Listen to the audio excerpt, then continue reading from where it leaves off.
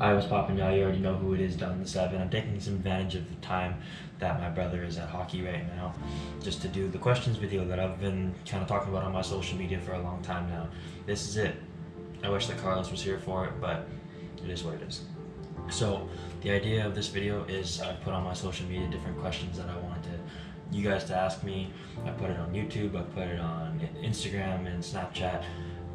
So hopefully you guys put out some good questions. I didn't see a lot that I got on anonymous, so we'll have to find out. And then I also have some philosophical questions here on my phone that I'm going to answer. I'm going to go through a few of them. Where do you want to end up with your rap career? Obviously I want to get as far as I can go. So, you know, if that's going to be making a little bit of money off of it or no money at all, or just making music for fun, or maybe making millions and millions of dollars a year in rap, that'd be absolutely amazing. But I want to take it as far as I can go, and I want to stop rapping knowing that I pushed myself and got as far as I possibly could have gotten. So that's the long and short of it there. Preacher was your start and identity. Why did you change it instead of grow with it? So for those of you who don't know, Preacher was my old stage name that started about a year ago, around February last year, when I started writing some songs when I moved out the first time. So it, it just kind of matched my vibe at the time. I was religious and I was trying to help people. I was trying to help myself as well as other people. So Preacher just kind of suited who I was and who I wanted to be. So I'm super glad that I got a lot of support using that name, despite people saying, like, oh, you sound like a Christian rapper. And well, I mean, I kind of am, but I'm not, right? So then with using Preacher, I wrote some songs that I'm not proud of, such as diss tracks towards people and, songs that weren't really me. So I wanted to give it a fresh face when I came back from my break, and I wanted to use a different name. So now I'm Don the 7, which, I was born on the 7th day of the month. There's 7 days in a week. It's said in Christianity that there are 7 sins. It's said that in Christianity that God took a break on the 7th day, so I'm picking up the slack. My name happens to rhyme with 7, so yeah, 7's kind of a huge number in my life. So, and also growing up, I was lucky number 7, right? So that was why I changed it. It's a pretty basic answer. It turned into a little bit of a longer one, but yeah. I wish you would have told me that you were going to change your stage name. Tattoos are permanent, I hope nobody got a tattoo with my name on it. Something you've really appreciated lately. I've appreciated my family supporting me with all the stuff that's going on, with all the different things at my mom's house, my dad's house, at my house, in my workplace, with my friends, all that kind of stuff. I appreciate a lot of the support that I'm getting from my family and from my friends, the ones who have really showed that they are there for me. And with some other scenarios that have happened recently, people have really showed me their true colors and who's going to be there for me and who's not. So I'm thankful for the scenarios in which I've been placed in, so that it shows me who's going to be there for me and who's not. Please excuse the drain, it's going to take me out too. Ever been treated good by someone, and who? Because these are people I need to. Well, obviously I can't just reference you to my friends, because everybody's going to be different. Everyone needs different things. People who have been there for me, Carlos, as you've seen, Jordan, Jackson, and Z, despite them kind of screwing up and screwing me over a little bit, they've always been there for me. Dylan Craig, also known as Diligence, go check him out. Those kind of people have always been around, and plus my family has always been there, so I'm super thankful for them. But I can't just reference you to my friends, because everybody's going to need something different than from what I need, and everyone's going to define a good friend in a different way. So you need to go out there and really see what your values are, and where you value a friend, and where you value your life at, and your true friends will help you get the values out of life that you want, and you will value them the same way. So I can't exactly just reference you and tell you, like, these are good friends. You have to pick those for yourself. Are you ever going to move to YYC? So for anyone who doesn't know, that's Calgary.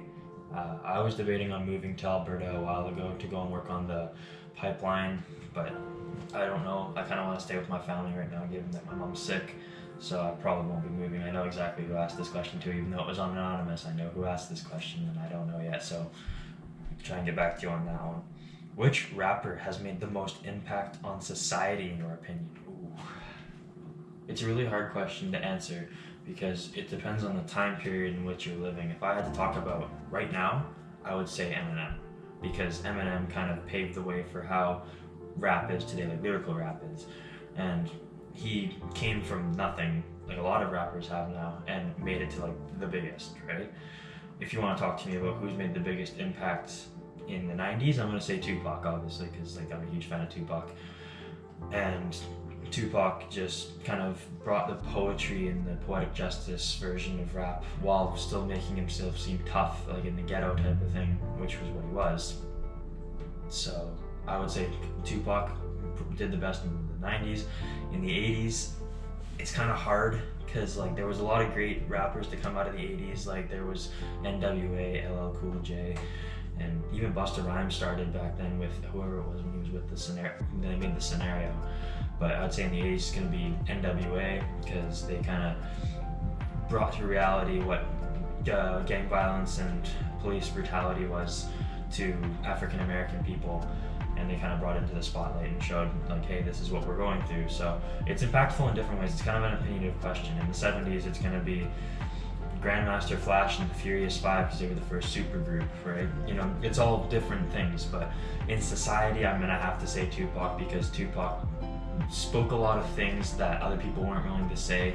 Like you think about Dear Mama, how many rappers now kind of hate on their mom. Some of them do praise him, but Tupac wrote a whole song about Dear Mama, and then he talked about, you know, keep your head up, about how you shouldn't rape women, you should respect women, you know, treat them like they're your sister, be respectful, and you know, even though he got the unlawful touching charges, he pled innocent the whole time, not guilty. So I would say Tupac 100% made the greatest impact in rap history.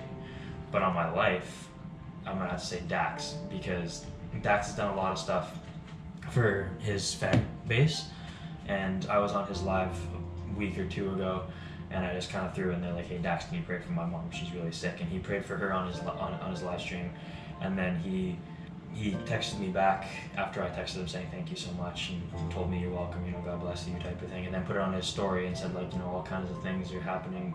I respond to my socials, and he put me as his example, and I was super, super happy about that. So I gotta say Dax has impacted me the most, and I pay attention to it the most. So yeah, that's kind of a hard question too with the whole society thing, because it's based off of where you came from, right? How long will you be remembered after you die? Ooh, that's a deep one. You know, obviously I want to be remembered by everybody and revered by everybody. That's everybody's wish, right? You want to be remembered after you die for as long as possible. But that's unfortunately not how the world works, and you need to work for that. So I think as of right now, I'd probably be remembered by certain people if I died right now, and I wouldn't have a huge impact in the world. The grass would still grow, the trees would grow, there'd be a funeral, no one would remember it, right? It wouldn't be anything special. So if I were to die right now, I would say I would be remembered for maybe a year by my close friends and family. And then, like, you know, hopefully by the time I'm like 60 and probably getting ready to die, then I'll be remembered for years to come, and you know, people will talk about me, and that's what I'm hoping. But that's everybody's goal. So we'll see where things go. Will religion ever become obsolete? I think it is. Like, it's kind of scary. I had a boss, he was a little bit old-fashioned. He used to say religion is a way of life. Religion being obsolete in my eyes would be like, how many people follow religion? The answer is not very many anymore. It's been proven that millennials and Gen X and like my generation, which I think is Gen Z, and then my brother's generation, he's 9, so I think 2010 and newer, is going to be the least religious generations in the history of the world. So religion is slowly kind of fading out and fading out and fading out, which is just kind of signs of the times. And you know, religion is a very old-fashioned thing. You know, no sex before marriage, yeah, but you were getting married at 14 type of thing. I don't know. I'm not surprised that religion is the way it is. I kind of wish more people were religious. All right, this will probably be the last one. What are you going to do with the one life you have? I have already explained this so many times, what I'm going to do, and I'm doing it right now.